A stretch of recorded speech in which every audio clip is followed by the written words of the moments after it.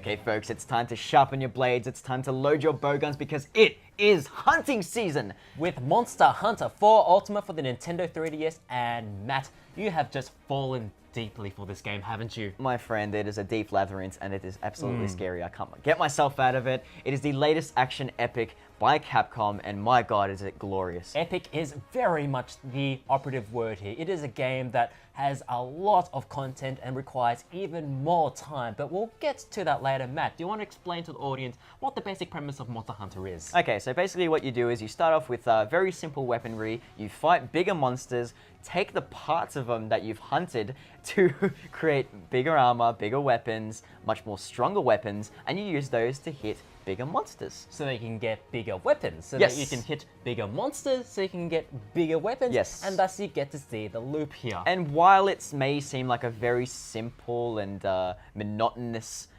kind of process, it is actually a hell of a lot of fun, especially if you invest so much time into it. Yes, and because like the sort of grinding process to be able to upgrade your weapons, you're going to have to do a lot of repetition. You're going to have to go through multiple hunts and kill the same monster many, many times to get the prerequisite parts. But you're not sitting there watching numbers kind of go by in like No. an MMORPG format. You're sitting there worrying about spacing, timing, dodging enemy attacks that take down half your health bar. This is serious, my friends. The animations of this game are very deliberate. You have to sort of commit to a big swing, because if you miss, you're going to lose like a 30 of health and most of your stamina. Yes. So as a newcomer coming into it, I mean, how did you find it? How did you find the tutorial process? Yeah, I found like I've played Monster Hunter 3, spent a little bit of time with that, spent even more time with 4.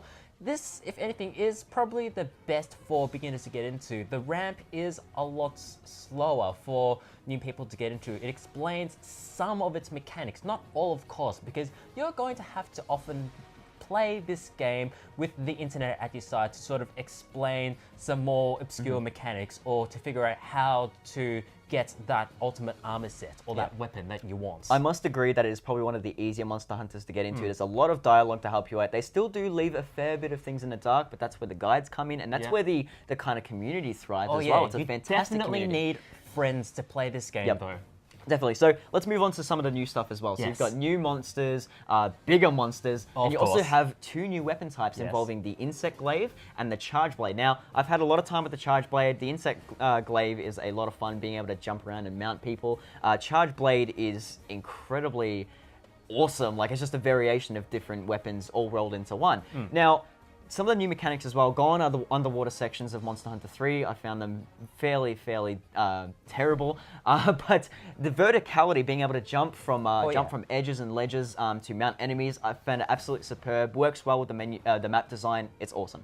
But at the end of the day, this is pretty much more Monster Hunter, which you, Matt, adore, don't you? Hey, I'm completely fine with that. So bring on some more. Bring on another expansion. Let's go. And as a newcomer, I am very much a fan of what Monster Hunter has to offer. I might actually invest more time in this. So much time.